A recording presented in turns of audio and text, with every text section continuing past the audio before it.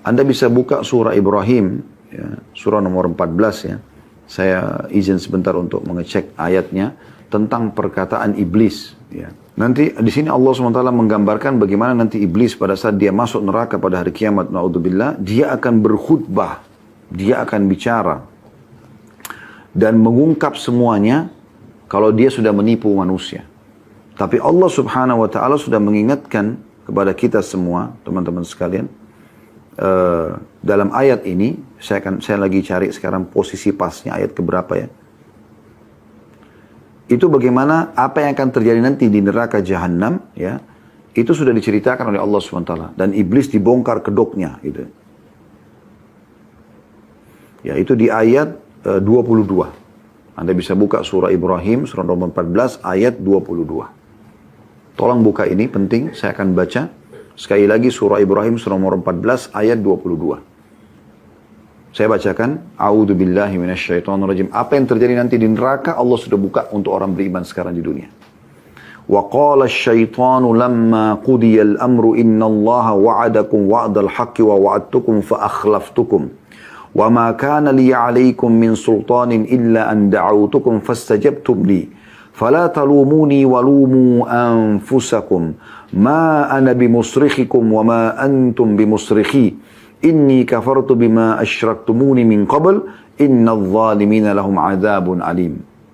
Dan berkatalah syaitan tak kala perkara atau hisab telah diselesaikan. Udah selesai semua timbangan amal hari kiamat, Allah izinkan dia bicara. Tapi kita tidak harus tunggu itu terjadi nanti hari kiamat. Allah sudah sampaikan ke telinga Bapak Ibu pada siang hari ini, baik live ataupun nanti teman-teman yang ikuti ya siaran ulangnya. Perhatikan, Allah sudah buka kepada kita di sini sekarang supaya jangan tertipu. Apa yang iblis bilang nanti pada hari kiamat? Sesungguhnya Allah telah menjanjikan kepadamu janji yang benar. Salatlah, puasalah, jujurlah, tanggung jawablah, bakti sama orang tua lah. Ya, jauhilah zina, nipu, bohong, riba, segala macam. Allah berikan janji baik kepada orang yang taat, mengerjakan amal soleh dan memberikan ancaman pada orang yang durhaka. Allah sudah janji itu. Dan aku pun telah menjanjikan kepadamu. Ya, tapi aku menyalahinya. Dia mengatakan, udahlah, nggak usah sholat nanti aja. Nggak usah bantu orang itu. Itu orang tuamu itu terlalu kasar. Dan seterusnya. Syaitan bisikin kita supaya bentrok dengan apa yang harus kita lakukan ketaatan kepada Allah SWT. Tapi dia bilang apa? Tapi aku menyalahinya. Aku tidak mau membelamu gitu. Sekali-kali tidak ada kekuasaan bagiku terhadapmu. Perhatikan ini. Tidak ada kekuasaan syaitan mencekik orang. Ya, atau melakukan hal-hal. Apa yang dia bisa lakukan? Tidak ada kekuasaan bagiku terhadapmu. Semua individu manusia. Melainkan sekedar aku menyeru. Membisikkan di kuping atau dalam hati. Menyeru kamu, lalu kamu mematuhi seruanku. Tidak usah sholat, tidak usah bantu, tidak usah begini. Oh, lakukan aja nggak apa-apa, masih muda. Begitu. Cuma itu saja. Enggak lebih daripada itu. Syaitan nggak akan pernah menjelma jadi wujud dia yang asli. Tarik tangan kita. Kau harus berzina. Kalau enggak saya akan bunuh kamu. Kau harus mabuk. Kalau enggak saya akan bunuh. Tidak akan pernah terjadi. Ya.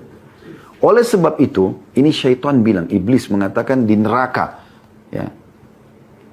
Janganlah kamu mencerca aku. Akan tapi cercalah dirimu sendiri. Seakan-akan syaitan bilang, bodoh benar. Kamu kan yang ikutin aku. Jangan salahin aku dong. Nah gitu bahasanya. Aku sekali-kali tidak dapat menolongmu. Dan kamu pun sekali-kali tidak dapat menolongku. Sungguhnya aku tidak membenarkan perbuatanmu mempersekutukan aku dengan Allah sejak dulu. Bisik-bisik aja. Ya. Sesungguhnya orang-orang yang zalim akan mendapatkan siksa yang pedih. Perhatikan, iblis akan mengatakan ini kepada para pengikut-pengikutnya yang akan masuk neraka bersama dia. Nah, ini kan penipuan luar biasa gitu. Dari iblis itu sendiri. Jadi sadari teman-teman sekalian. Ini riwayat yang pertama tentang bagaimana permainan syaitan itu agar merusak seseorang dan jauh dari iman kepada Allah Subhanahu wa taala, dan harusnya dia bisa menerima takdir Allah dan tidak perlu dia takut kepada syaitan. Allah suruh kita jangan takut pada mereka, gitu kan. Riwayat yang kedua tentang masalah meteor tadi. Alhamdulillah Allah ingatkan, pernah satu waktu di zaman Nabi SAW dalam riwayat sahih terlintas meteor. Anda pernah lihat meteor terlintas gitu kan?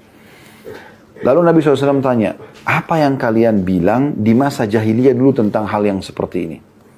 Kata mereka, ya Rasulullah, kami menganggap kalau lewat meteor begitu, berarti tanda di saat itu ada satu tokoh yang akan jadi tokoh nanti ke depannya lahir, atau ada satu tokoh masyarakat yang wafat. Kata Nabi SAW, tidak seperti itu, atau bukan seperti itu. Sesungguhnya, kalau Allah Subhanahu Wa Taala menentukan sebuah keputusan, maka para pemikul arsh, singgasana Allah di atas langit sana, dipikul oleh 8 malaikat, itu bertasbih. Lalu kemudian, para malaikat di langit ke-7 bertasbih, langit ke-5, 6 begitu, langit ke-5 begitu, langit ke-4 begitu, langit ke-3 begitu, langit ke-3, langit ke-2, langit ke-1, semuanya bertasbih kepada Allah. Lalu mereka bertanya kepada para malaikat pemikul arsh, apa keputusan Tuhan kita? Lalu disampaikanlah. Nah, pada saat itu kata Nabi SAW, para syaitan-syaitan ini bersusun-susun, dan Nabi berikan gambaran dengan tangan beliau seperti ini, ya, sampai ke langit untuk mencuri informasi itu, untuk mencuri informasi itu. Nah, di situ Allah siapkan para malaikat yang memegang panah-panah api dari bintang-bintang. Jadi bintang itu diambil, Allah sebutkan dalam surah Al-Mulk, ya, ayat 3. Alladzi khalaqa sab'a samawatin tibaqan ma tara fi khalqi rahmani min tafawut farji'il basar hal tara min futur thumma wa ja'alnaha rujuman lisyayatin, potongan ayat itu. Dan kami jadikan sebagai rajam untuk para syaitan, ya. Ya, surah nomor 67, ya, surah Al-Mulk.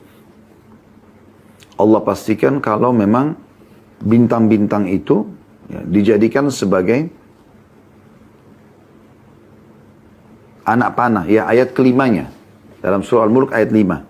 وَلَقَدْ زَيَّنَّا السَّمَاءَ الدُّنْيَا بِمَصَابِيهَا وَجَعَلْنَاهَا رُجُومًا لِلشَّيَاطِينِ وَأَعْتَدْنَا لَهُمْ عَذَابَ السَّعِيرِ. Sesungguhnya kami telah menghiasi langit-langit yang dekat, maksudnya dekat dengan bumi, Anda bisa lihat, kita bisa lihat semuanya, dengan bintang-bintang. Dan kami jadikan bintang-bintang itu alat-alat pelempar syaitan. Perhatikan. Dan kami sediakan bagi mereka siksa neraka yang menyala-nyala. Jadi Nabi SAW mengatakan, meteor itu adalah bintang-bintang yang dijadikan sebagai panah-panah api untuk memanah syaitan-syaitan tersebut. Banyak di antara mereka yang mati terbakar, tapi ada di antara mereka yang lolos. Lalu yang lolos itu membisikkan apa yang mereka curi informasi dari langit tentang kejadian apa yang terjadi di bumi besok, ya. Lalu mereka laporkan kepada para sekutu mereka dari para dukun-dukun itu. Jadi bukan dukunnya tahu gaib, enggak, curi informasi. Dan Nabi SAW mengatakan, subhanallah, saya pernah sampaikan ini pada saat kami bedah tentang masalah sihir dan perdukunan. Kalau teman-teman dukun kita ini, semoga Allah berikan hidayah, terutama dari kaum muslimin, agar mereka kembali. Kalau mereka dengar hadis ini, harusnya mereka terengah. Kata Nabi SAW, dan para syaitan tersebut, ya, dari informasi yang mereka sampaikan, mereka bumbuhi dengan 100 kedustaan. Jadi kadang-kadang terjadi, kadang-kadang tidak, gitu kan. Karena mereka bohong. Yang penting mereka dapat imbalan dari sekutunya dari manusia tersebut. Jadi ini penting sekali, teman-teman sekalian. Lalu kata Allah, saya ulangi ayatnya, kita kembali ke Al-An'am 59 tadi. Dan di sisi Allah lah kunci-kunci semua yang gaib. Tidak ada yang mengetahuinya kecuali dia sendiri. Dan dia mengetahui apa yang ada di daratan dan di lautan. Jumlahnya, jenis hewannya, apa saja fasilitas di sana, ya. Dan sesuatu yang membahayakan pun Allah sudah tahu semua. Dan tiada sehelai daun pun yang gugur, melainkan dia mengetahuinya pula. Dan tidak jatuh sebutir biji pun dalam kegelapan bumi, dan tidak pula sesuatu yang basah ataupun kering, melainkan tertulis dalam kitab yang nyata atau lauhil mahfuz. Lauhil mahfuz, sudah dicatatkan semuanya gitu.